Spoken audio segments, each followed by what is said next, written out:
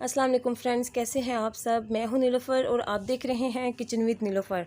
तो फ्रेंड्स, बकरा ईद के हवाले से मैं आपके लिए मज़ेदार बीफ कढ़ाई लेके आई हूं जिसका नाम है रेस्टोरेंट स्टाइल बीफ कढ़ाई। तो इसके लिए मैंने आधा किलो बीफ ले लिया है, उसको मैंने प्रेशर कुकर में डाल दिया है। और एक मैंने मीडियम साइज़ का प्याज लिया है जिसको मैंने स्लाइस में कट कर लिया था। जिंजर गार्लिक का पेस्ट लिया है 1 टीस्पून भर के। अब मैं इसमें डाल रही हूँ हल्दी पाउडर ½ टीस्पून, सफ़ेद ज़ीरा 1 टीस्पून, लाल मिर्च का पाउडर 1 टीस्पून, कुटी हुई लाल मिर्च ½ टीस्पून, नमक लिया है मैंने 1 टीस्पून या हस्बे ज़रूरत। और टमाटर मैंने यहाँ पे लिए हैं 3 मीडियम साइज़ के, उनको मैंने चॉप कर लिया था। और पानी मैंने 1.5 गिलास इसमें डाल दिया है। अब मैं इसको अच्छे से मिक्स कर लूँगी ताकि सारी चीज़ें जो हैं हमारी मिक्स हो जाएं। और यहाँ पे पानी मुझे कम लग रहा है, 1 गिलास पानी मैं इसमें और शामिल करके 15 मिनट के लिए प्रेशर कुकर को बंद कर दूँगी। और ये देखिए फ्रेंड्स, मैंने 15 मिनट के लिए प्रेशर कुकर को बंद कर दिया था। गोश्त जो है अच्छी तरह से गल चुका है। अब मैंने पहले ऑयल शामिल नहीं किया था। अब इस टाइम पे आके मैंने यहाँ पे 3/4 कप ऑयल का ले लिया है, वो मैं इसमें ऐड कर दूँगी।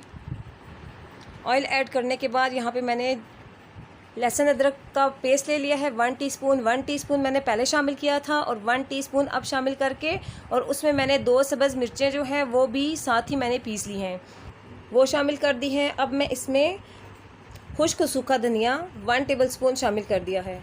अब इन चीज़ों को ऐड करने के बाद इसको मैं अच्छी तरह से मिक्स कर लूँगी।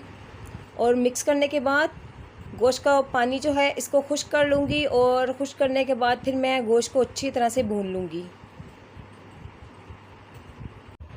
अब दूसरी तरफ मैंने यहाँ पे 4 टेबलस्पून क्रीम ले ली है और ½ कप मैंने यहाँ पे दही का ले लिया है। इन दोनों चीज़ों को मैं अच्छी तरह से मिक्स कर लूँगी। आप क्रीम जो है किसी भी कंपनी की ले सकते हैं। और ये देखिए हमारा जो गोश्त है वो अच्छे से भुन चुका है और तेल इसका ऊपर आ चुका है। अब इस स्टेज पे आके जो मैंने क्रीम और दही का मिक्सचर बनाया था वो मैंने इसमें ऐड कर दिया है। और मिक्स करने के बाद जब इसमें उबाल आ जाएगा तो इसकी जो आंच है मैंने मीडियम कर देनी है। और मीडियम आंच पे इसको मैं 5 से 7 मिनट तक पका लूँगी।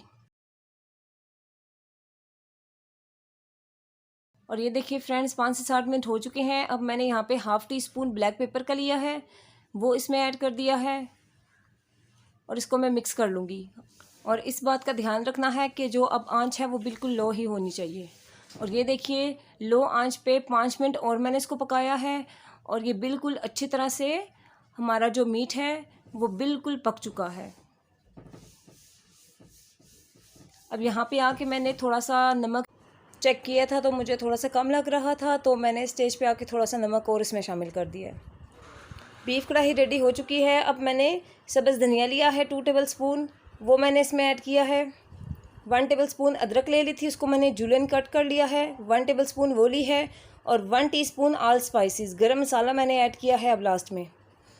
और अब इन सब चीज़ों को डाल के मैं मिक्स कर रही हूँ। हमारी जो मज़ेदार रेस्टोरेंट स्टाइल बीफ कढ़ाई है रेडी हो चुकी है, जो कि खाने में बहुत ही लाजवाब थी।